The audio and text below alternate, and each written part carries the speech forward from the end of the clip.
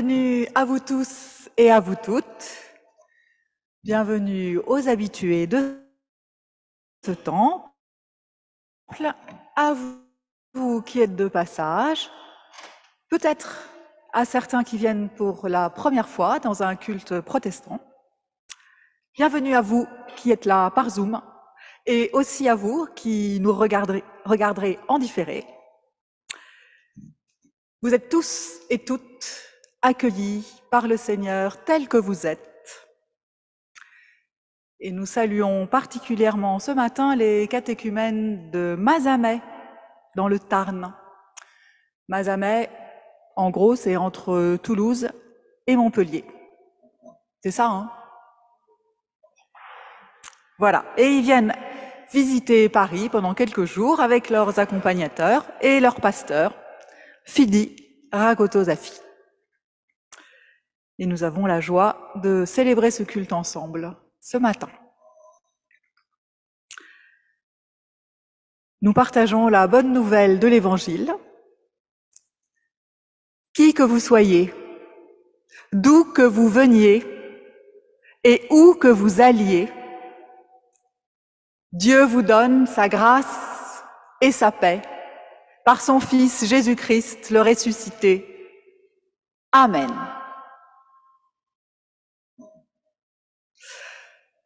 Et pour fêter ça, nous allons chanter à la demande des jeunes de Mazamet. Nous allons chanter tous ensemble et Venu Shalom Alechem.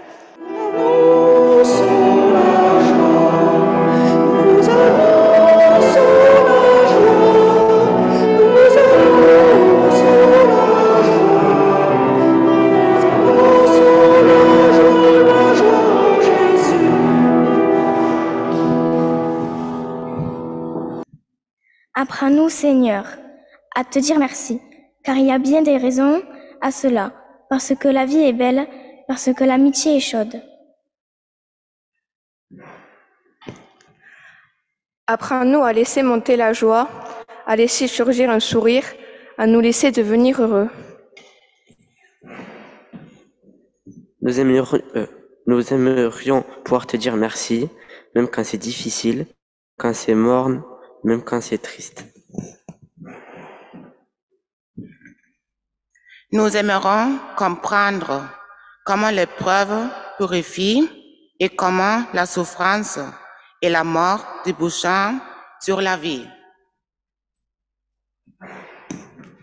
Nous aimerions pouvoir le comprendre et en vivre pour te dire là aussi merci.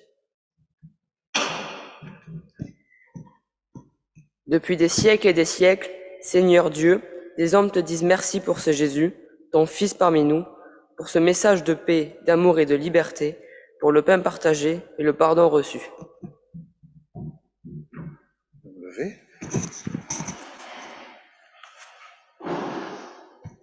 Avec ces hommes nombreux, dans le temps et dans l'espace, nous voulons aussi, nous aussi, aujourd'hui, pour cette journée, pour cette rencontre, pour la tâche que tu nous confies et la communion fraternelle qui nous unit, te dire de tout cœur, Seigneur, merci, merci, merci, Seigneur, merci.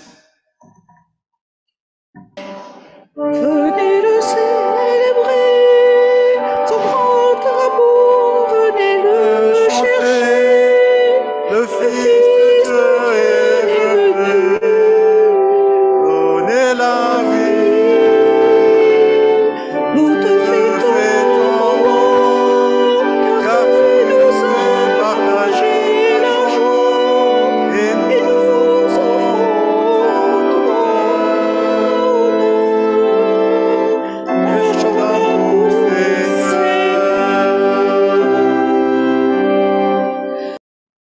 Je vous invite à la prière.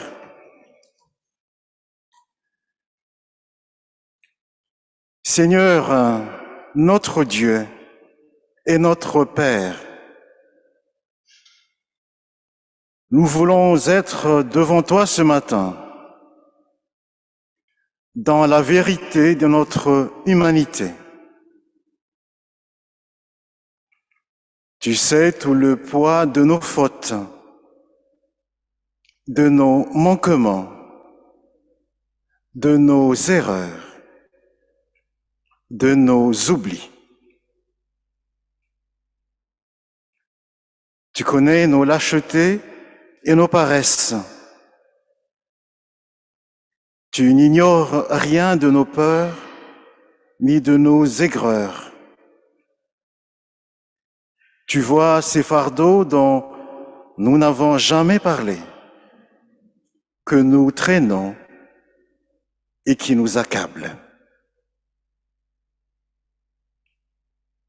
Dans l'intimité de notre cœur, nous voulons maintenant te dire notre misère et te déposer ce qui nous pèse.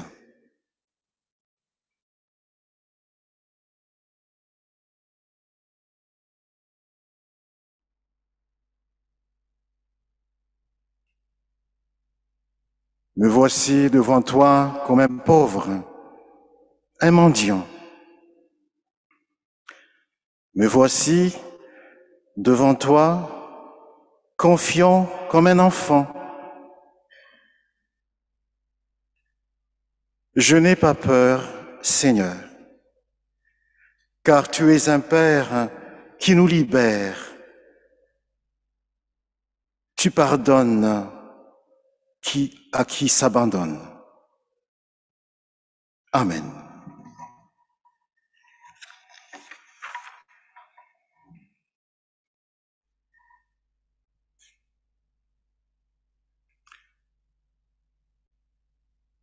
Le Seigneur a entendu notre prière.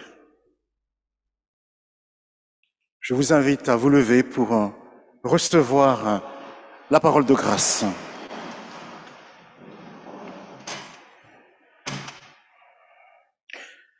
Le Seigneur t'arrache à la nuit d'une vie pour rien.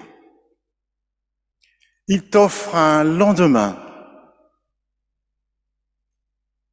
Ouvre-toi à son pardon. Il t'offrira des gestes féconds, sa présence à tes côtés et son pain à partager. Alléluia. Toi, réchauffe mon cœur, cette flamme à moi brûle mes malheurs. Je sens qu'elle est là, sa douce lueur, brille en moi, brille en moi, brille en moi. C'est une flamme d'amour qui éclaire dans la nuit, et cette lumière d'amour vient illuminer ma vie. En attendant le matin, je vais dire à mes voisins que cette lumière enfin a brillé en moi. Et voilà le message que Dieu nous adresse ce matin pour faire sa volonté. Ne devez rien à personne, si ce n'est de vous aimer les uns les autres. Car celui qui aime les autres a accompli la loi. En effet, les commandements: ne commets pas d'adultère, ne tue pas, ne vole pas, ne convoite pas. Ceux-ci et tous les autres se résument dans ce seul commandement: aime ton prochain comme toi-même. L'amour est donc le plein accomplissement de la loi. Avant de lire les Écritures, nous allons prier.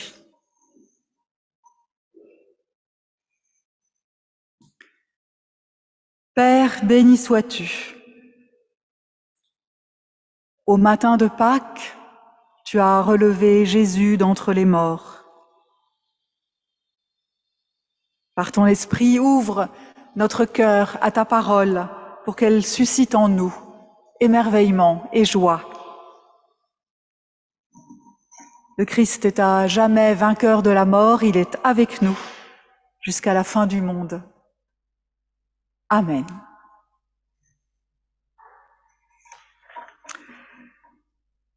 Ce matin, pour la lecture des textes bibliques et pour la prédication, nous accueillons avec grande joie Maxime Henry. Et nous lisons dans l'évangile de Jean, au chapitre 20, les versets 19 à 29. Le soir de ce même jour, qui était le premier de la semaine, alors que, par crainte des autorités juives, les portes de la maison où se trouvaient les disciples étaient verrouillées, Jésus vint. Il se tint au milieu d'eux et leur dit : « La paix soit avec vous. » Tout en parlant, il leur montra ses mains et son côté. En voyant le Seigneur, les disciples furent tout à la joie. Alors, à nouveau, Jésus leur dit : « La paix soit avec vous. Comme le Père m'a envoyé, à mon tour, je vous envoie. » Ayant ainsi parlé, il souffla sur eux et leur dit : « Recevez l'Esprit Saint. Ceux à qui vous remettrez les péchés, ils leur seront remis. Ceux à qui vous les retiendrez, ils leur seront retenus. » Cependant, Thomas, l'un des 12, celui qu'on appelle Didyme, n'était pas avec eux lorsque Jésus vint. Les autres disciples lui dirent donc : « Nous avons vu le Seigneur. » Mais il leur répondit : « Si je ne vois pas dans ses mains la marque des clous, si je n'enfonce pas mon doigt à la place des clous, et si je n'enfonce pas ma main dans son côté, je ne croirai pas. » Or, 8 jours plus tard, les disciples étaient à nouveau réunis dans la maison, et Thomas était avec eux. Jésus vint, toutes portes verrouillées. Il se tint au milieu d'eux et leur dit : « La paix soit avec vous. » Ensuite, il dit à Thomas : « Avance ton doigt ici et regarde mes mains. Avance ta main et enfonce-la dans mon côté. Cesse d'être incrédule et deviens un homme de foi. » Thomas lui répondit : « Mon Seigneur et mon Dieu. » Jésus lui dit : « Parce que tu m'as vu, tu as cru. Bienheureux ceux qui, sans avoir vu, ont cru. » Seigneur, ta parole, c'est la vérité. Sanctifie-nous par ta vérité. Amen.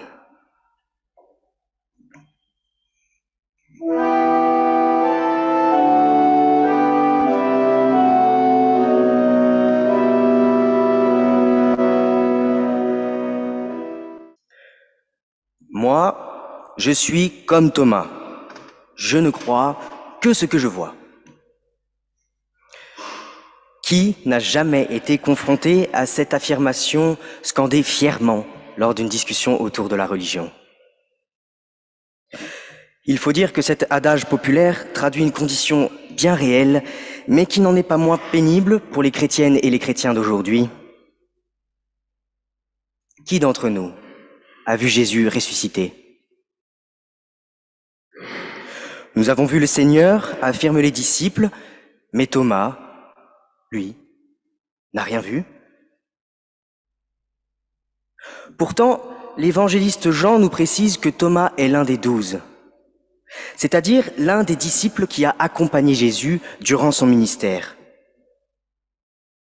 Mais il n'était pas avec eux, nous dit le texte, lorsque Jésus vint.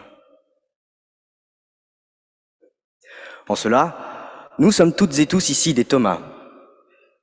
Cela fait 2000 ans que Jésus est apparu, ou plus exactement, cela fait 2000 ans qu'il n'est plus apparu. 2000 ans. Depuis, on pourrait penser que l'humanité a bien changé et que nous n'avons plus grand-chose en commun avec Thomas. Mais penchons-nous sur sa réponse. Si je ne vois pas dans sa main la marque des clous, si je n'enfonce pas mon doigt à la place des clous, et si je n'enfonce pas ma main dans son côté, je ne croirai pas. On remarque l'avalanche de conditions que place Thomas sur le chemin de la foi comme des étapes qui lui seraient nécessaires, sinon indispensables. Si je ne vois pas, si je n'enfonce pas, si je n'enfonce pas, encore. Thomas est soumis au régime de la preuve. Méfions-nous des conclusions hâtives qui pourraient faire de lui une exception. On peut penser qu'il soit nécessaire de vérifier, dans le cas très précis de la résurrection, si elle est bien réelle. On ne voudrait surtout pas se tromper. Vous imaginez? Se tromper de Messie. Oui. Son attitude est logique, rationnelle, dirait-on volontiers aujourd'hui. Mais est-ce toujours raisonnable d'être rationnel? Les disciples lui ont dit qu'ils ont vu le Seigneur, mais Thomas ne les interroge pas. Non. Thomas répond par une liste de conditions qu'ils auraient à remplir. Le fait que les disciples aient vu le Seigneur ne change rien. Il n'y a pas de confiance qui règne, peu importe combien de temps et combien d'épreuves les 12 disciples ont vécu ensemble durant le ministère de Jésus.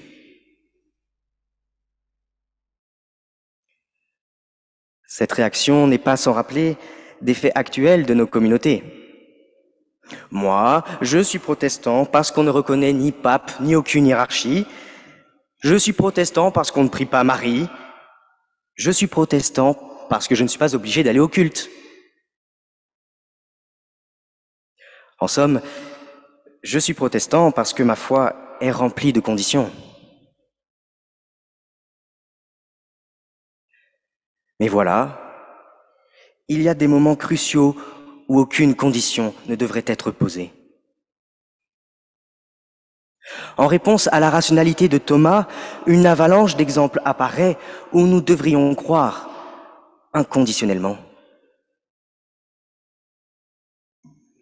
Le racisme tue, mais il faut au monde une vidéo montrant George Floyd, cet homme afro-américain mort sous les coups de la police, pour qu'on le croie.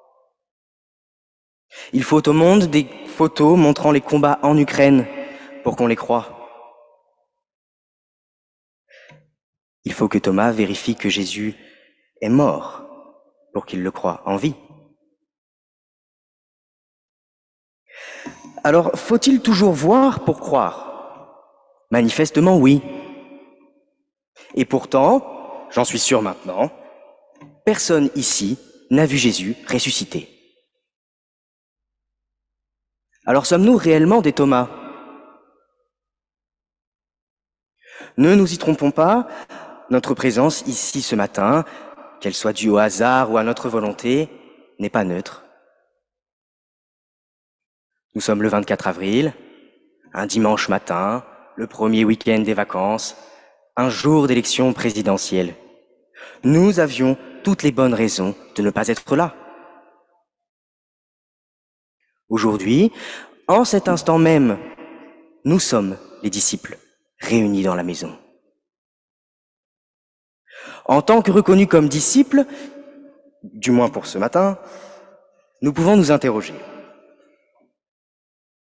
Le texte du jour se situe juste après que les disciples aient reçu l'Esprit Saint. C'est-à-dire que lorsque les disciples font référence au Seigneur, quand ils disent « Nous avons vu le Seigneur », ils parlent du don de l'Esprit Saint que leur a fait Jésus. Rien que ça. Et tout ce qu'ils trouvent à dire à Thomas, c'est « Nous avons vu le Seigneur ». Le lecteur le sait. Non. Vous, les disciples, vous n'avez pas seulement vu le Seigneur. Vous l'avez vu et il vous a donné son esprit. Leur passivité est déconcertante. Est-ce donc tout ce que cela fait de voir Dieu? Les disciples ne tentent pas de convaincre Thomas, le dialogue ne s'ouvre pas. De plus, le texte nous précise qu'ils sont dans la maison, un lieu qui est généralement familier, qui protège, qui est clos. Le texte nous précise d'ailleurs que toutes les portes sont verrouillées, rien ne peut venir les déranger, alors même qu'ils viennent de recevoir l'Esprit Saint.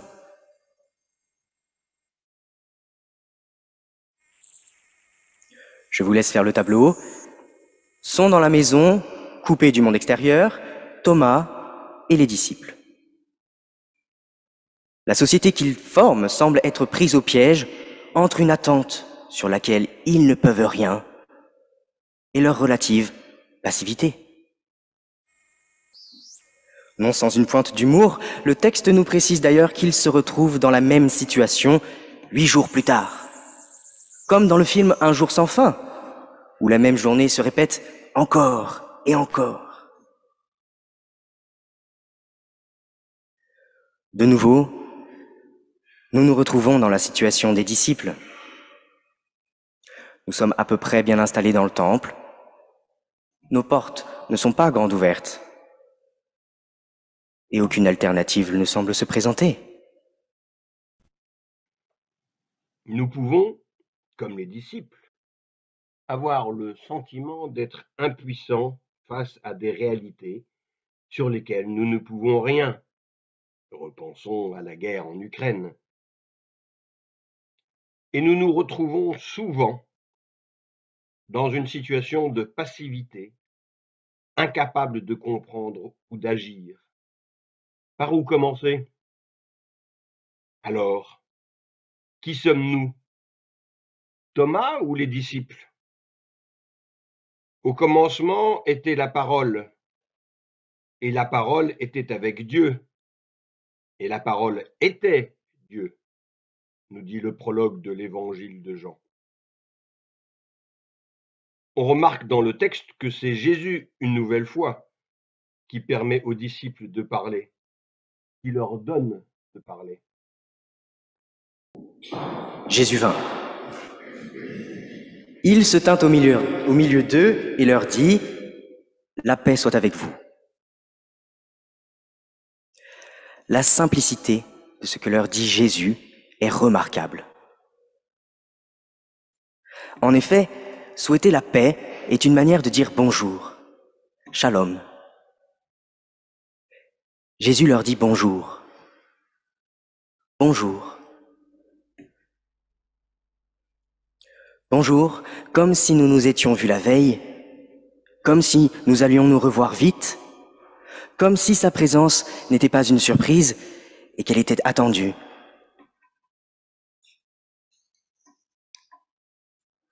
Nous pouvons facilement imaginer le trouble des disciples. Jésus vient à eux, et plus précisément à Thomas. Et Jésus lui dit tout. Avance ton doigt ici et regarde mes mains. Enfonce-la dans mon côté. Cesse d'être incrédule et deviens un homme de foi. Jésus lui a parlé, à lui. Jésus a parlé aux disciples qui ne l'avaient pas vu. Il a répondu alors même que Thomas ne lui avait rien demandé.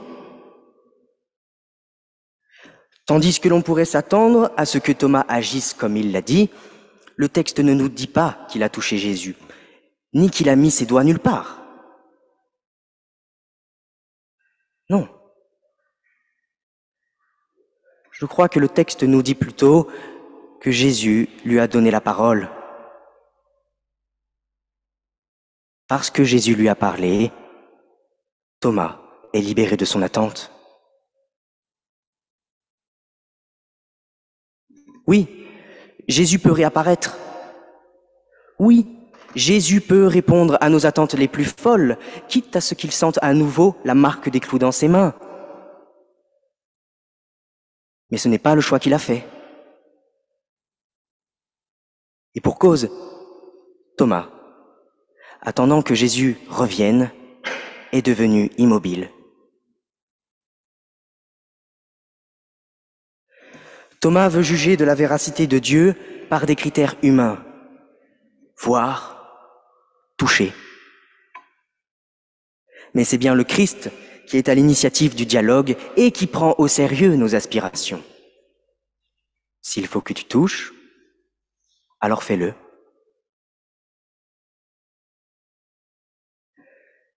Mais Jésus nous apprend que notre communion avec lui ne peut pas être l'histoire d'un instant. Cela rendrait le reste de nos vies à être une attente stérile. Jésus nous fait don de sa parole. Il nous rend actrices et acteurs de l'annonce de sa résurrection. Nous ne sommes plus piégés par la structure du monde qui voudrait que nous soyons condamnés à voir, toucher, mourir. Nous ne sommes plus condamnés à dire « nous avons vu le Seigneur », car là n'est plus la question. Et nous ne sommes plus condamnés à attendre de le voir, car là n'est plus l'enjeu. Jésus nous donne le choix. Par le don de sa parole, qui devient le centre de notre foi, nous pouvons agir. Oui, désormais nous savons que nous pouvons être actrices et acteurs de son royaume. Nous ne sommes plus enfermés dans la maison. Nous pouvons nous mettre en chemin, car notre attente est comblée, et parce que nous avons un message à diffuser. Nous sommes libres de sortir. Et Jésus est prêt à tout pour nous libérer. Amen.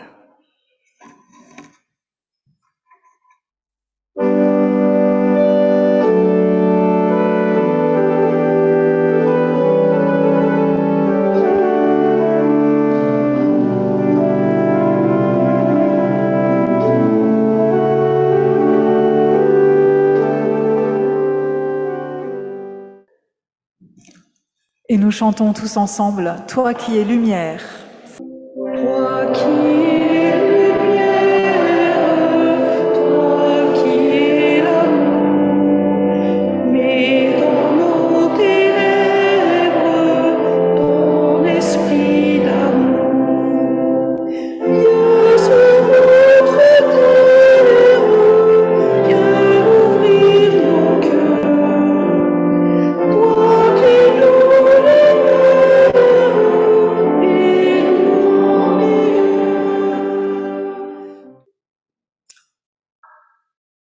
Et maintenant, nous confessons notre foi, et c'est Flora qui nous conduit dans cette confession de foi.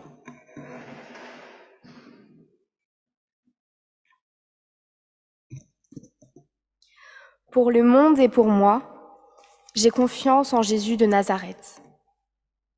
Il est le seul sauveur et maître. Il a été l'homme véritable, comme nul homme ne peut être par lui-même.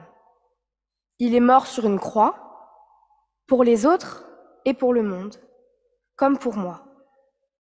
Il est ressuscité, il est présent parmi les hommes, et pour les servir, il recrute son Église sans tenir compte de nos distinctions. Il agit par les hommes et les femmes dans l'histoire pour l'amener à son but, un univers réconcilié dans l'amour. Aussi, je ne crois à la fatalité, ni de la guerre, ni de la haine, ni de la catastrophe, ni de la mort, parce que je crois que Jésus nous libère par des décisions libres. Grâce à lui, Dieu a un visage. Il a un nom, celui de Père. Grâce à lui, ma vie a un sens. L'univers aussi. Pour le monde et pour moi, j'espère en Jésus de Nazareth. Il vient. Amen.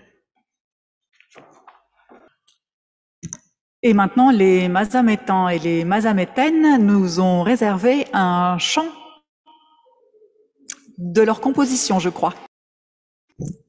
Je vous lis les paroles. Comme Moïse a séparé la mer en deux, Dieu nous montre le chemin.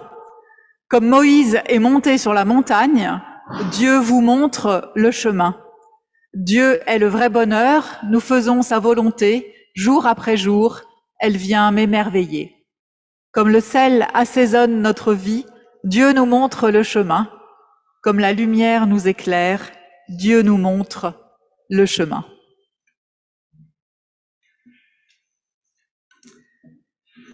C'est une très belle introduction pour notre prière d'intercession.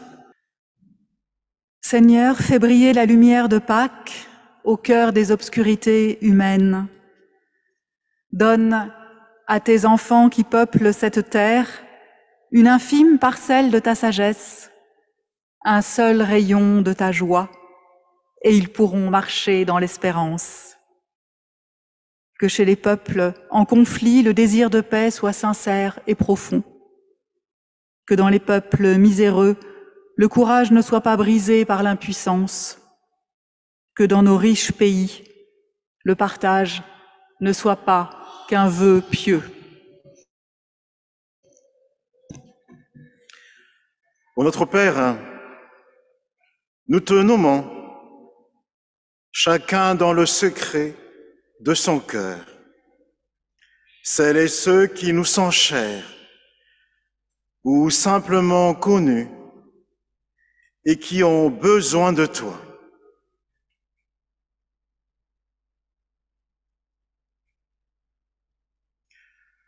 En cette joie solennelle et intime de Pâques, redonne à nos vies un goût de résurrection, non seulement pour nous-mêmes, mais afin que nous puissions témoigner de ton amour et de ton choix irréductible pour la vie.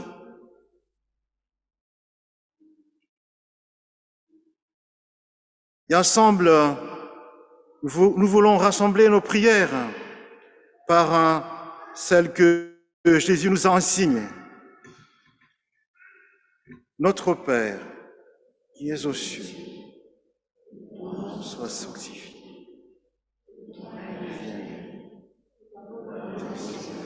Sur la terre et au ciel.